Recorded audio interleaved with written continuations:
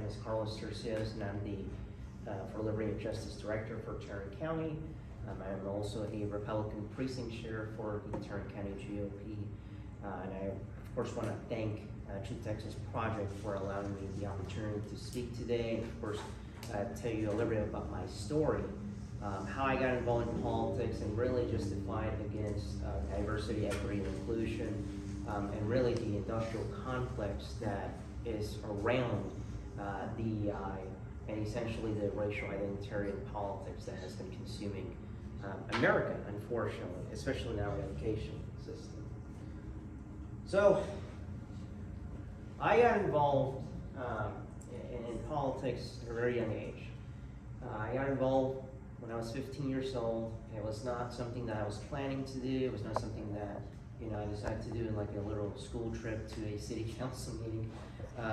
It really started because the superintendent in Fort Worth ISD wanted to balkanize my school, and that was actually the first time that I heard teachers and parents and even students say, "We got to go to the school board meeting." And this was back in 2017. I was like, "The school board? What is that?" Like, I have never heard of that. I thought the superintendent was like the president. They ran everything, and the teachers and the parents and the students were saying, no, like there's actually a school board, you can actually do public comment, you can actually show up and like say things to them. Like, wow, I had no idea, that's amazing. So my parents and I and other parents, we started going to this thing called the school board meetings.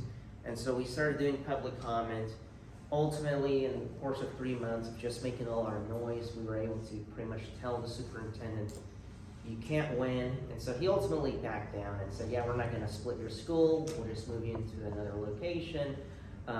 You basically win. We don't want to mess with you anymore. But around that time, right after we won that battle, the board president decided to appoint me to this thing called the Racial Equity Committee in Fort Worth ISD. And keep in mind, when I was 15 years old, I had no idea what equity meant. I had no idea that this committee was about DEI and CRT. All I heard was committee and it helps students. And I was like, wow, amazing. I just want, absolutely, I'll definitely join. My parents were like, yeah, it sounds amazing. I guess they're gonna help students who just talk about scores. But I will say I am very thankful to God for putting me in that place, because had I not been there, I don't think the department would have been dismantled many years later. I don't think Fox News would have covered that story. I don't think none of the things that happened in 2020, 2021, 2022 would have happened, because no one else would have done it inside that committee. The first meeting, I was like, oh, they're just talking about scores. They're just talking about statistics, student performance across racial groups, but they're just wanting to help those students. Okay, fine, it's not bad. By the third meeting, they started talking about turning Texas blue. And a lot of the professors from TCU, and actually, fun fact, TCU pretty much created this committee. And Texas Communist University, that's what I call it. I don't call it Christian University.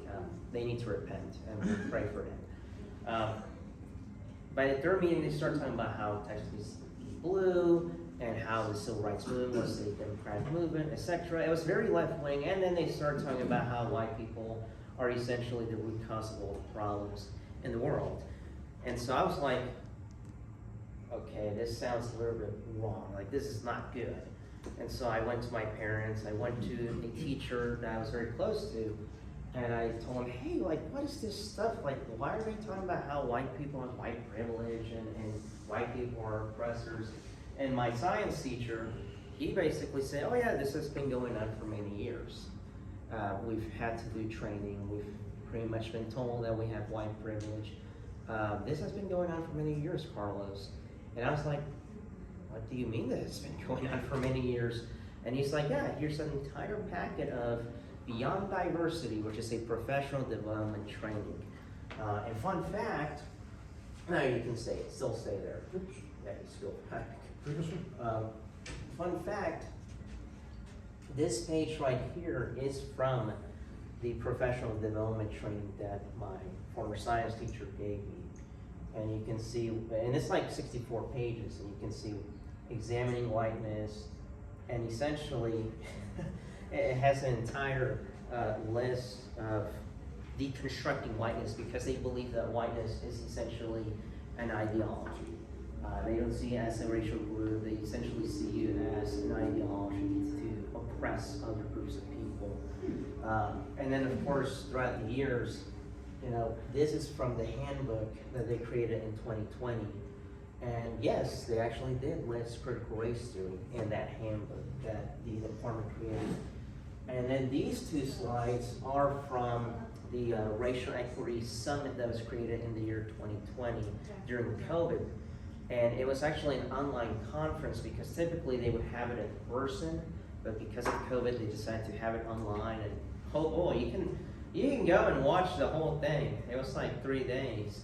And boy, they were talking about insane things. One of them was a left-wing nut job, and I'm just gonna say what it is. She had an entire video talking about James Baldwin and essentially saying, and quoting him and saying, a little white man deep inside of us lives inside of us. And she was just talking about that quote over and over again. And then of course, another class in the summit was about whiteness, which is a set of norms, behaviors, practices, and beliefs that privilege some by oppressing others. This is the stuff that was going on for years and years and years, and it's just the tip of the iceberg. And you can go to the next slide.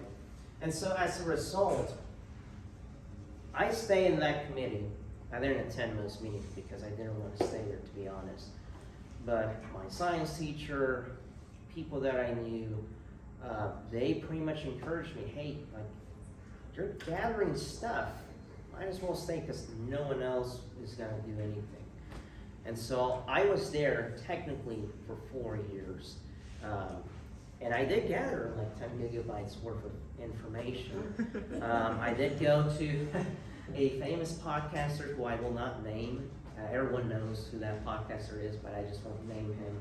I went to him in 2018, and he basically said, you know, I'm sorry, Carlos, but there's not enough for a story here.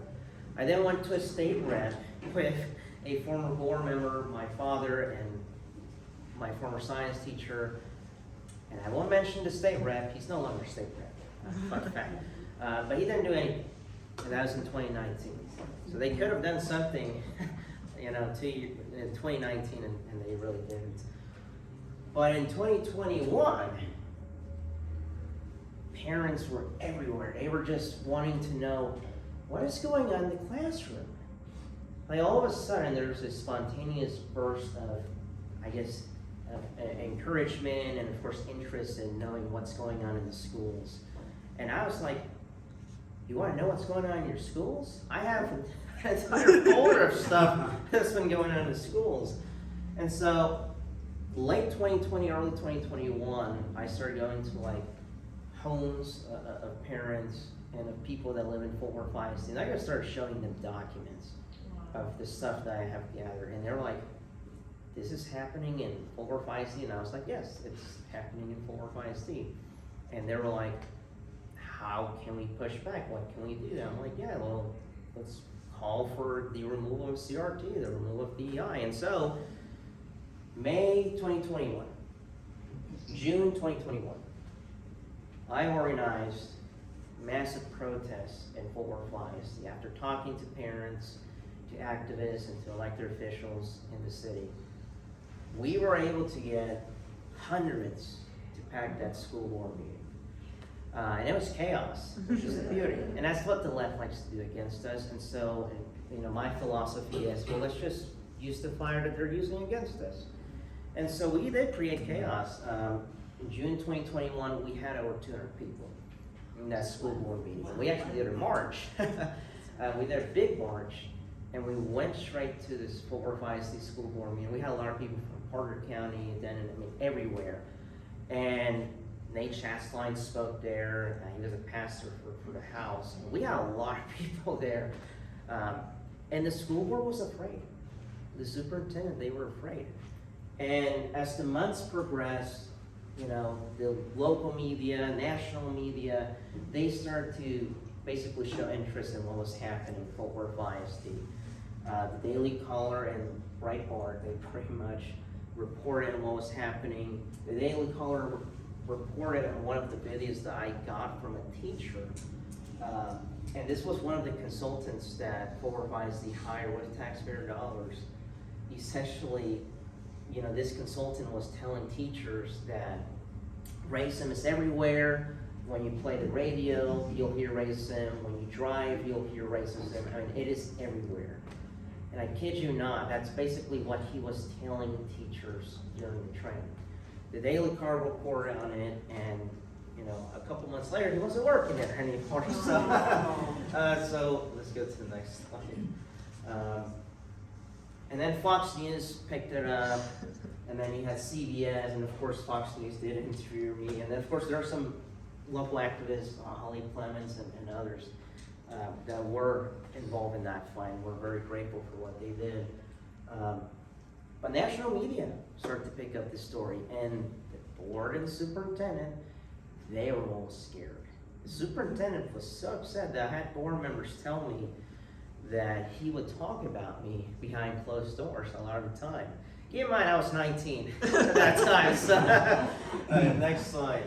And so, yeah, I did write a little bit for the Star Telegram, and I did write about what was happening for Fort Worth ISD in 2022. They ultimately kicked me out, so I don't read the Star Telegram anymore. But I did write that. But we had, you know, in the end, the fourth most radical trustee in the country resigned. The superintendent resigned. The equity director for their department resigned. And then ultimately the department got dismantled. We did get some pushback from, you know, left-wing radicals. I don't know if y'all remember that story in 2021 of the black militia guy who threatened to bring 1,000 soldiers to Fort Worth ISD, locked and loaded. And an FBI report was made because it was a credible threat. And then next slide. But essentially, the department was dismantled. And keep in mind, this started in 2021. Look at the date. April 2023. That's when, like, it took years to get this done. And one of the things that I told parents, and I told anyone that was involved in the fight, is it takes patience to see results. And you have to be patient. If it took 25 years for something to go bad, it's probably going to take you 25 years for it to become good again. And so the department ultimately was dismantled. You know, really the country was just pushing back, and Fort Worth was pushing back. Next slide, please. That's what it said. So, bottom line, we pushed back. The department got dismantled. The superintendent resigned. But now I'm going to get a little bit doom and gloom here. When I was a student, and the stuff that I saw as a student was evil. It was very evil. I had a teacher of mine basically had to take 3 days off after he did one of those trainings because it was just dehumanizing. Because they would line up the teacher who had the lightest skin color on this side, and then the teacher with the darkest skin color on this side, and then essentially just divide them up and say, well, those that have a dark skin color, you know, they're oppressed. Those with the light skin color, they're the oppressors, no matter what. You had a lot of Hispanics in the middle that were just saying, well, I don't know what the heck, I'm half and half. And they were like, well, you're pretty much white, so you're gonna be on this side. But what they are doing in our schools, because this has not come to an end, okay? President Trump, he won in 2024, but you're still seeing it in school districts across the country, even in Texas, okay? You can pass the laws, but if you don't enforce the laws, you will still see DEI everywhere. But I'm going to give a little bit of historical context as to why this is happening. So one of the reasons why leftists like to use DEI and they like to use racial politics in this country is because, unlike Russia and China, where those two countries had successful Marxist revolutions through class warfare, America has always been a middle-class economy. It has never had extreme poverty, has never suffered having 80% of its population living below the poverty line. Russia and China did. And so in the year 1917, Russia fell to the Bolsheviks because a sizable portion of the population was living below the poverty line. They couldn't even get bread. China was also in a similar situation in the 1940s. And so the socialists were able to exploit the class divide that existed in those countries. The socialists cannot do that in America because we have been a middle-class economy. Even the poorest Americans, they will still get their cheeseburger and they will have a tiny house or an apartment. And so what did they do? They essentially exploited the one weak spot in America, and that is, of course, race. Race has always been the weakest spot in America, in American history. And slavery, Jim Crow, systemic racism, whatever you want to call it. Race has been the most polarizing issue throughout all of American history. If you look at the 1960s, look in the year 2020, it has always been race. BLM, riots, LA riots in 1992, Ferguson in 2014, etc. Race has been the most polarizing issue. And so one of the things that I saw as a student, with all of the people in the DEI department and just people that live in this world, even with the student-led organizations such as My Brother's Keepers, which is an Obama organization, they would say things such as, yes, we want to punish white people. Yes, we want to eradicate white people. Some of them would openly say, yeah, I would like to see some whites lynched. I would like to see white people punished for the 400 years of oppression that, quote-unquote, my people have suffered. Folks, what we are dealing with is satanic. Okay? It is evil. And I saw that, I heard that, I experienced that as a student, and it is evil. And what they are doing right now in this country, where you look at corporations, where you look at companies, school districts, universities, they are creating racial war in this country. They are wanting to essentially tell white Americans have a colorblind approach. I can assure you everyone here has had a colorblind approach throughout their lives. But as a Hispanic, as a black person, as an Asian, you're told the opposite. You're told, no, you need to embrace your identity. You need to have racial consciousness. And if you don't know what racial consciousness means, it basically means you see your identity and your race in every interaction that you have in your life. Whether you work, wherever you work, school, your interaction with the neighbors, you have a very racial conscious mindset. Maybe the neighbor was a little bit rude to me because maybe I'm black or I'm Hispanic. But if you're white, you're basically told the opposite. You're told, no, you have no identity, you have no roots, you have no heritage, you have nothing. Even though most white people have a lot of roots, a lot of generations in this country, and I think you should be proud of that. And I tell that to my wife, and she has Irish and Finnish and British blood. I think she should be proud of that. If I'm allowed to celebrate my heritage, I think everyone should be allowed to celebrate their heritage. I think there should be true equality right there. You're gonna go to the next slide.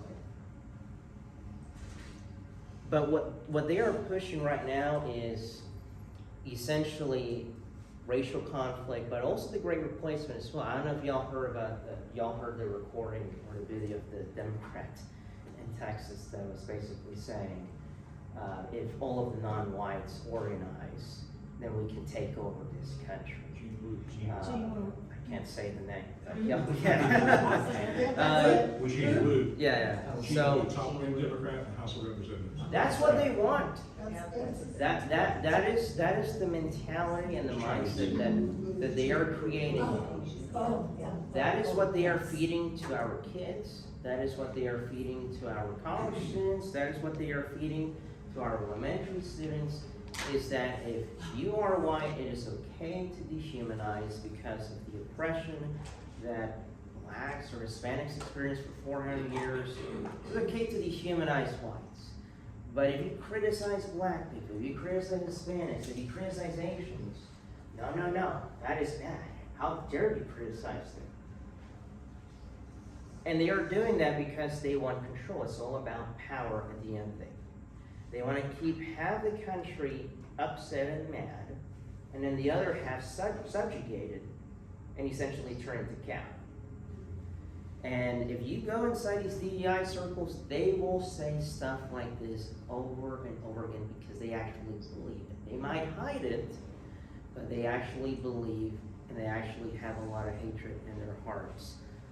And so one of the ways they do that to control the population is through DEI, but also through immigration. 7.1 million illegal aliens came inside the country. And they want them to become American citizens. They want them to vote in elections. They want them to get involved in the country. But they're not going to assimilate. They'll vote Democrat, of course. That's the number one reason they want them to become citizens. I don't know if y'all saw the story of the Missouri teen who was beaten up. She was white. The bully was a black girl, and if you go to the comment section, they were defending the black girl, saying, well, she's white, who cares? That is sick. That is very sick. And if you start looking at the parents, if you start looking at the way they behave, it is sick. And you have to call it out. Going back to my fight in Fort Worth ISD, one of the things that I saw and that I did was you can't let fear consume you. You just cannot. Especially when you're dealing with stuff like this. You have got to push back. We have white parents, but we also have Hispanic parents, we have black parents, we have parents of all types. Because at the end of the day, God does not care what color you have. God loves everyone because we're all created in His image. And that's essentially the premise that we have, is God is going to love everyone. And the way you confront this evil is by being bold. Number one, you have to be bold. You don't want to have fear. You don't want to say, well, they're going to call me racist. I've been called racist. I've been called anti-Semitic. I've been called types of things. And they do that because they know that for decades, Republicans or conservatives will just shut down. They'll be like, no, I'm not that. Let me write an entire page saying, I'm not this. I apologize to that. No. Don't. That's the scare tactic that they are trying to do. They want you to be quiet. They want you to be silent. And so you have to be bold. Even if you're surrounded by 200 BLM people, you have to be bold, because or else they're just going to continue what they are doing. We would go inside the Racial Equity Committee meetings, and we would ask them questions such as, okay, show us the results. How is this helping students? Show us the data. Tactics like that, asking simple questions. And they couldn't answer because they have no data. They have none of it. And so, you know what one of the board members did after we confronted them and asked them questions like that? They closed those meetings to the public. Yeah, no more meetings to the public after we just asked simple questions such as, show us the data, how it's helping. Because here's the thing, they say they want to help black students, they want to help students. Okay, show us the data, how it's actually helping. Show us the results where high school dropout rates have actually declined. And they couldn't do that. They had no data whatsoever. And if you go to any university, if you go to any company, if you go to any school district, and you ask them, show me the proof that this is actually helping the quote-unquote oppressed people, they will not show it. Because it's just a game, it's all for power, it's all for manipulation at the end of the day. And so tactics like that, you have to be bold, that's number one. Number two, you just gotta know your enemy as well and what they are doing. You need to study your enemy, you need to study their tactics, you need to know what they are trying to do in your schools, in your universities, in your companies, anywhere you go. Study the history, study where they're coming from, maybe what funding they are getting. One of the things that we did in 405C is we tried to see, okay, how much money is being spent on these consulting firms, where's the professional development training being received, and we started checking all the people that are being hired, and they were all left-wing activists. They all have backgrounds of left-wing activists and political work. And so you go after those people one by one. Hey, why is 405C paying $70,000 for someone to just spew pretty much racism, pretty much discrimination, and someone that has left-wing activism? Because the other side, they do that to us. They go towards one by one each person. They target each person individually until the whole group or organization collapses. We did that in 405C. We went after the racial equity, co-director. We went after the consultants there, and we just started to highlight. We started to post. Imagine this: we started to post on Facebook. We started to post their picture, how much they made, what they were doing, what they were spewing, and the other side was like, "Oh, how could you do this? How could you expose this? This unacceptable. This is discrimination. No. You do that to us.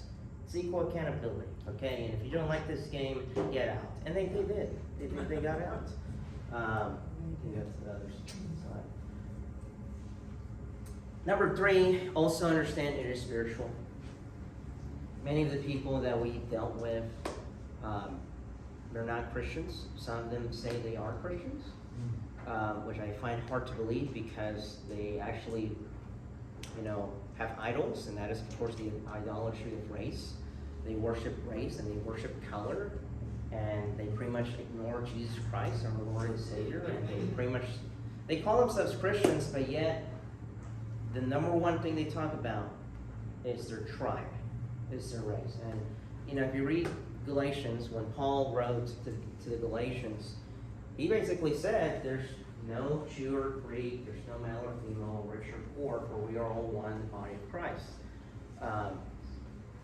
And essentially, if you are worshiping race, if you are worshiping your ethnicity, you probably shouldn't really call yourself a Christian, okay, to begin with. And everyone in those departments, in those circles, they would do that because it's a religion for them. They replace Christianity with their religion of social justice, racial social justice. And you have to confront them with the facts. You have to be bold. You have to, of course, go after them, do public comment. And another thing, number 4, you have to be consistent. You have to attend school board meetings. Not just once, not just twice, but as many times until you see results. It took us years to dismantle this entire infrastructure. And then, of course, the state is taking over. God bless. The state's taking over, and so now it's like, okay, that's good. The whole board's not going to be kicked out. But it takes years for the department to be dismantled, for consultants to be fired or resign, for the board members to resign, equity director to resign. It takes time. And so one of the things I tell people is you have to be patient. You have to be very patient. It's not going to be fixed overnight. It's not going to be fixed in a week. It's not going to be fixed in a month. It's going to take years because where were you 10 years ago? Where were you 20 years ago? We're not there, so it's going to take some time. So have some patience. Be consistent. Those are the tips that I tell people. That's step number 4. And I would say the last thing, number 5, is urgency. going back again to how it is demonic, it is demonic at the end of the day. It is evil what they are doing. What they are poisoning our students is sick. It is destructive, because now you have kids that will grow up, that will go to college, and they will simply just believe in all of this nonsense, and they're going to have a lot of hatred. And this hatred is now being manifested in our streets. It's being manifested, such as with the shooter that ended up killing Charlie Kirk. The people that ended up killing police officers in 2020, in the Summer of Love, where 33 people were killed, where cities were burned, where people were literally beaten up. Minneapolis is another place. What is the thing that they like to always regurgitate? We're fighting white supremacy. We are fighting this. I don't see white people in Minneapolis, for all due respect. Where are they? Where's the quote unquote white supremacy? And also the ICE officers, most of them are called like Juan Lopez and Don Lopez, okay? So, Jose Perez, though, that's like, hey, like, where's the white supremacy there? But they say that, and then when they keep pushing this rhetoric, it ends up getting people killed. It ends with people getting killed. It ends with violence. It ends with destruction in the streets. My recommendation to any elected official in the country, and even in Texas, you need to just outlaw DEI. Not just in schools, not just in public schools or in school districts or in public universities, everywhere. Private corporations, I don't care if you're a small business. It's my private property, it's my private business. What you are regurgitating is ultimately going to lead to the moral decay of this country, and is ultimately going to lead to more killings in this country. The Summer of Love that we saw in 2020, that only happened because of the nonsense that we have been seeing in our schools and our universities. So Republicans need to understand that we have a moral obligation as a country. For 40 years, Republicans have had this idea that, well, we got to, I support a limited government, and that means I'm not going to do anything. That's it. Wait, but you have a supermajority in Congress. What do you mean you're not going to do anything? I'm not going to do anything. But you just won. Do something. I'm not going to do anything. 8 years later, they get voted out of power. Democrats have a slim majority. And Democrats are like, we're going to pass 200 bills. They have a slim majority. And it's like, Republicans are like, how dare you say that? Like, you shouldn't be doing that. That's bad. That's big government. It's like, when you're in power, voters expect you to pass legislation. Voters expect you to accomplish something. Amen. And Republicans for 40 years allow this to grow. The stuff that you saw in China and Russia and Nazi Germany and all of these places, what did they do? They had class warfare or racial warfare. It's the same concept. It's essentially critical theory in society. Race Marxism. Essentially race Marxism. And if we're going to defeat this, we need to be willing to punch hard. Not just through legislation, but you gotta show up at those city council meetings. You gotta show up at those, if they're having an event at a university, you gotta show up there, school board meetings, commissioner court meetings, at the Capitol whenever they're doing hearings about major legislation, maybe hopefully one that's going to outlaw DEI and criminalize it as well. You have to show up. You have to push hard, because the other side, the reason why they're able to organize so effectively is because they don't have God. And their religion is essentially man itself. It's their ideology. Our side, we've always said, well, God is in control. Yes, that is true. God is in control. But read what Paul did in the first century. Read what Peter did in the first century. What the apostles did back in the old days, 2,000 years ago. They were not sitting in the house and just saying, well, you know, Jesus gave us wonderful instructions, but I'm just going to sit home, you know. God's in control. Paul went across the Mediterranean. He went to Rome, he went to Damascus, he went to Athens, he went everywhere. And they literally said, we're going to kill you if you keep doing this. The Pharisees at that time, they were so offended. And he still did it. That is the type of activism that we need to do. And not really activism, but rather just doing the work of God, advancing His kingdom. And not having the fear, because that's really the biggest issue that I saw with parents and with activists, is that fear would always consume them. Well, they're going to call me racist. Well, I'm white. It does not matter. You shouldn't be afraid of the person itself. The only person you should fear is God, and that's it. If you fear God, you shouldn't fear anything else. I'd be terrified of God, because if I mess up in this world, believe me, I don't want to go to hell. That's what the mindset that everyone should have. To get rid of yourself this fear. Because if you don't do anything, if you don't push back, if you don't teach, you know, Americans and your kids to love this country, but also to just love everyone. It doesn't matter what color you have. You're going to end up with this.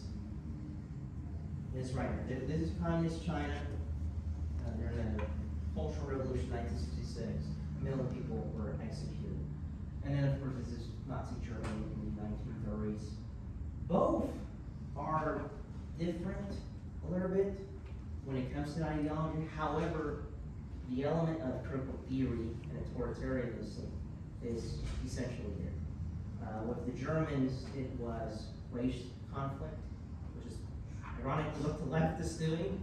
They like to call us Nazis, but the other side, they love racial conflict. And of course, the Chinese, for them, it was really just a war against the bourgeoisie. Essentially, those that are considered, you know, anti-revolutionary and against the Communist Manifesto. And it resulted in people getting killed. It resulted in people being persecuted. It resulted in people being locked up. And in a couple of decades, if we don't stop this, if we don't push back, we don't fight hard against this, there won't be an America. I'm just going to be honest. And there are so many socialist clubs, and so many clubs that just spew this DEI nonsense, and they have this, you know, critical theory mindset that America's a white supremacist country, we gotta burn the flag. It's just sad. It breaks my heart seeing that. I saw that at ETA whenever my wife and I were at the Turning Point chapter. Those clubs are big. They have so many students in those clubs. But in a couple of decades, those people are going to be your CEOs. Those people are going to be members of Congress, running your corporations, your doctors, your nurses. They're going to be running the show. And believe me, they will destroy this country. And they will destroy this country. Because of nihilism, because a lack of purpose, the rejection of God. I mean, that's what Rome ultimately, it was consumed by nihilism, by the rejection of God in the later phases of the Roman Empire. But in a couple of decades, there might not be an American flag. There might not be a constitution. There might not be a Washington, D.C. if we don't stop this. So my big advice for everyone, whoever I talk to, is you need to see this with urgency.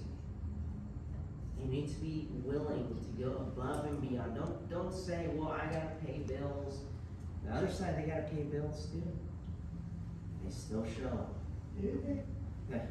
So have them do. The other half they're paid, unfortunately. But still, a lot of them, they're just volunteers. They're just fired up for the wrong reasons. But they still show up. City council meetings, commissioner court meetings, protests, rallies, all that.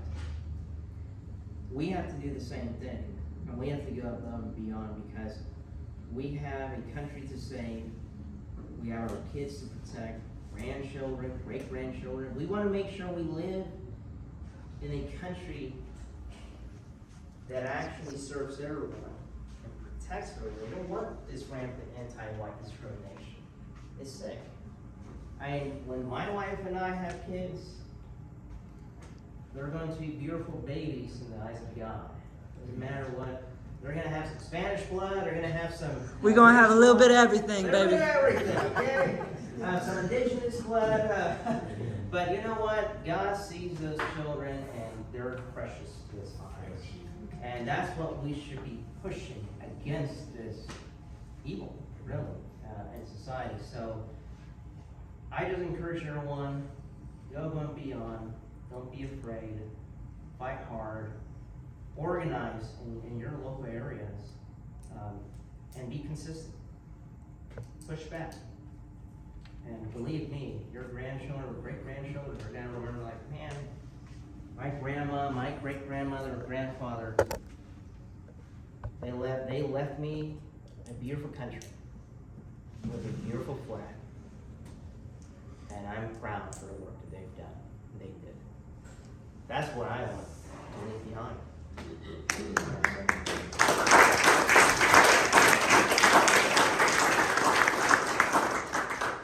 right, I'm open to any questions, so, yes. Okay, this is good news. A lot of us are pretty much fighting this already. Do you have any good talking points? Because the one thing we don't want to do is, just like in any cause, you don't want to have all of us with our own messages. Yes, we need that's to true. be really focused and keep repeating the same message. So do you have any good resources or suggestions on when we go to city council? And a lot of us have been there, we have spoken, even at the school board meetings too. What do you find that has been successful? One of the things that has been very successful with activism is, number one, keep in mind that whenever you go to protest and you go to city council meetings or school board meetings, the media is going to be there, people are going to be taking photos, and so you want to make sure that you're in unison when it comes to the messaging. Yes. So your signs should be pretty much the same, maybe some three phrases such as education, not indoctrination, we're against DEI, things like that, phrases. Basically, it depends on the meeting, of course, that's taking place. But I would have messages that are unifying, that everyone has. Same color also. So whenever we did the protest in 405C, we would do, pretty much we used the color red because it would get the attention of people, and also get the attention of reporters right there. Like, oh, there's a giant red sign. What does it say? Oh, education, not indoctrination. Put kids first. Make it as simple as possible and also easy for people to understand. Like, oh, I agree with that. Like, we gotta educate our kids. Oh yeah, I agree with that. Like, we shouldn't be dividing people based on the color of their skin. Things like that. So I do agree that having a unified message is extremely important. You don't want to show up and have different groups doing their own things. That was actually one of the things that I really, really worked on, is making sure that if we got people to show up, everyone had the same message, everyone had similar signs, and also talking points. That's extremely important. So it also depends on the meeting that you're attending. So, for example, if they're voting on renewing a contract with My Brother's Keepers, which is like the Obama DEI organization that's in a lot of school districts. Talking points could be, shows the data that it actually has been helping students. Because I have not seen any data whatsoever. And we're spending $270,000 on consultants to teach nothing but left-wing ideology, or just racial division. But you want to make sure that if you have like 10 people signed up to speak or 15 people signed up to speak, they have similar bullet points, and that they hit hard on the bullet points that you want them to hit hard. So that would be my tip. Yes. So just a little bit of a quick story. And Carlos, you are you're an intelligent person and you're Yes. much smarter than me. Just a little bit about me, I was one of these people who grew up in a leftist environment in the deep blue, deep liberal stronghold of Massachusetts, of Boston, Massachusetts, and New England College. And I moved here. Yeah. And I used to believe in a lot of these ideas. I used to believe in them, and I no longer believe in any of these ideas. And what we need to do is talk about equality over equity. Right? That's the most important part. A lot of these people, they see this idea of all these differences in statistics, right? The differences in incomes, the differences in educational outcomes, the differences in crimes, and they say this is because of white people. No. These things, we need to focus on treating everybody equally, right? Looking at people, like you say, in the image of God and not based on their skin color. So I think that's another talking point that we can add to. The other thing that I want to add onto this is that, in the revolutions that you point out, the Chinese Communist revolutions and what was happening in Nazi Germany, the Ecclesiastes tells us this already, that there's nothing new under the sun. And everything that we're seeing today has happened in one point in history or another. And that's why the book is so good. it's the truth. And we want to study history. We want to know our enemy and know their tactics that they've used in the past. And the sense of urgency I want to stress too is that for some of these people, they don't even believe in rationality or reason. They're brainwashed. Some of them are deeply brainwashed, and violence is unfortunately the prerogative of many of these people. And that is something to be deeply aware of.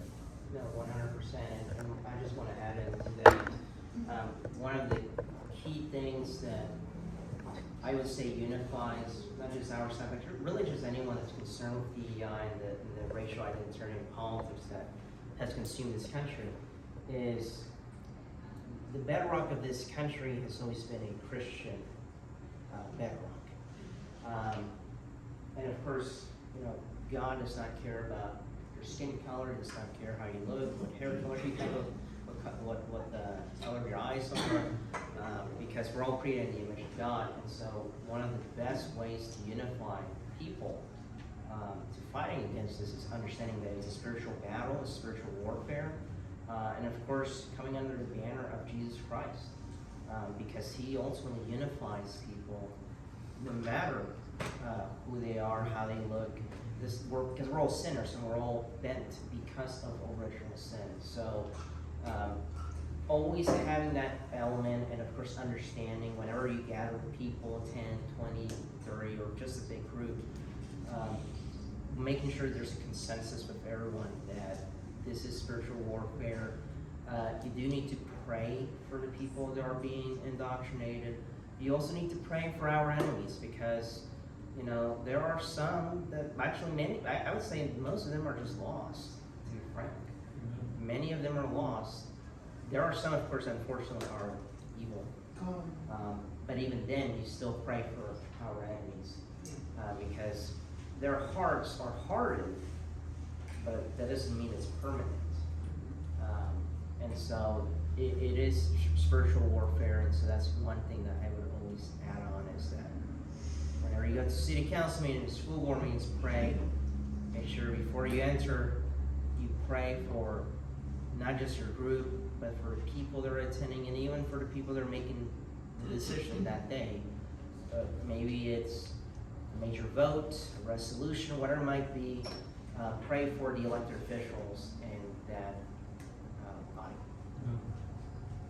Anyone else have any questions? Yes. Yeah.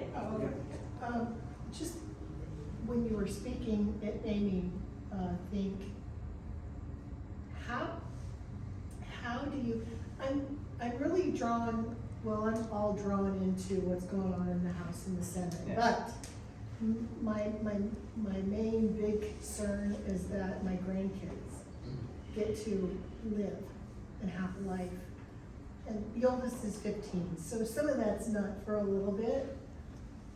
and I don't know that, and they're in Massachusetts, poor things.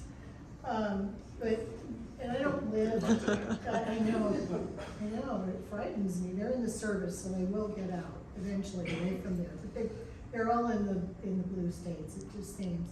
Anyway, so I have a big concern for the kids, I don't know any kids anymore really, but I have a concern for the schools. And the whole Wiley thing really made me angry. And,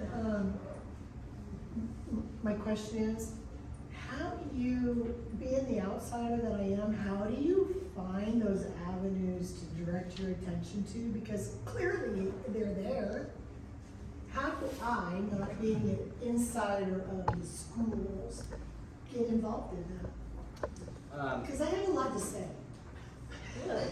Well, definitely. So one of the ways that,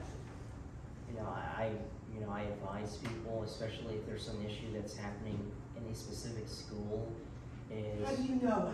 How does this outsider know if those things are going on in our schools? And that's what I'm trying, sorry.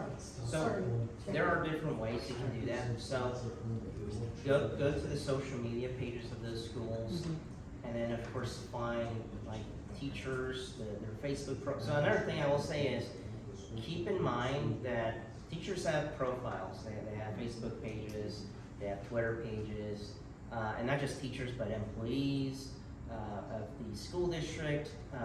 It might be the secretary of the school district, it might be the counselor, the nurse.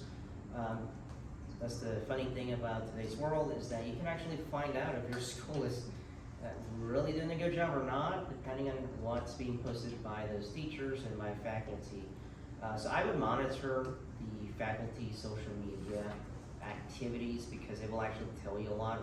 I will give you an example. So in Arlington Heights High School in Fort Worth ISD, one of the student teachers that training to become a teacher, she's been posting a lot of anti-ICE stuff, and she has a social media page. Someone took a screenshot of it. One of the concerned parents sent it to me, and I went to Instagram, and I'm like, oh, yeah, it's pretty bad.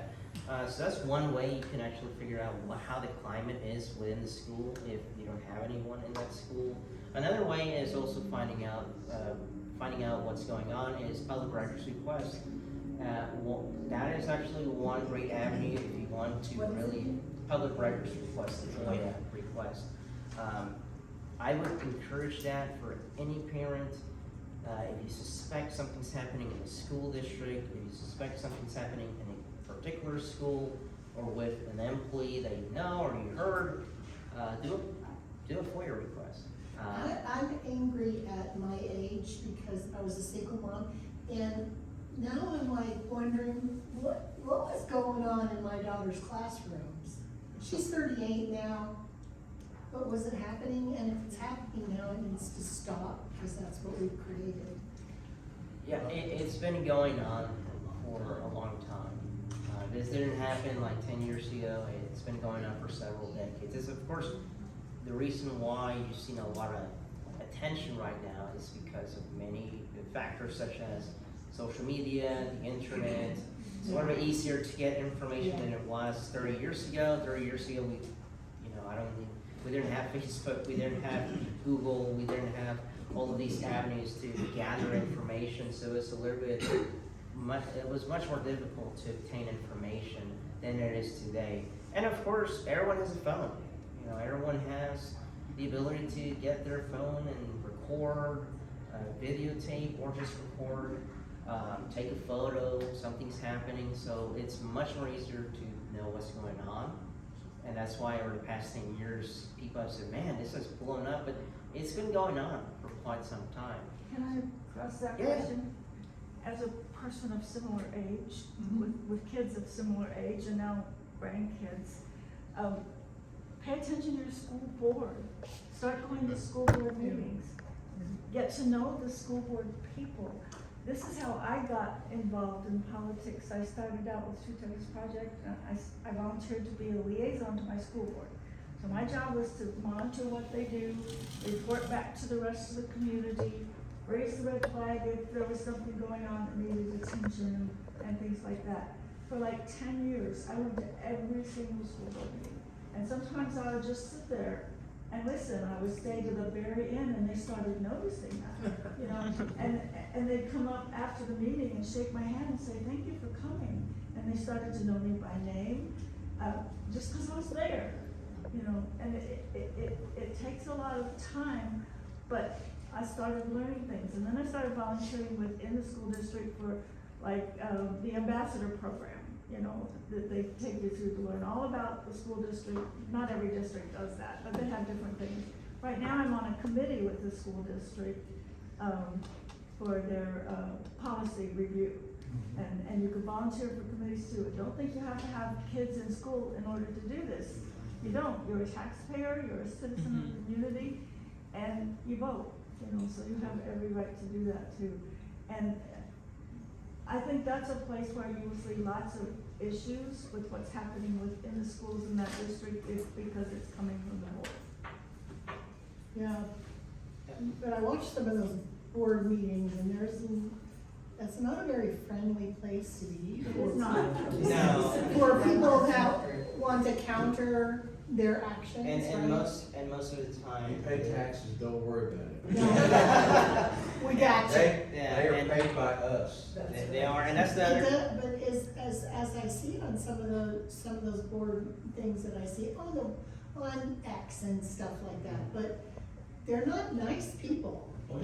No, and one of the things that I advise also is whenever you talk to these school board members or you do public comment, remind them that, you know, you're a taxpayer of that school district, you're a voter for that school district, and they need to be paying attention if there's concerns coming from parents or just residents from that school district. And you don't have to have kids to make an impact.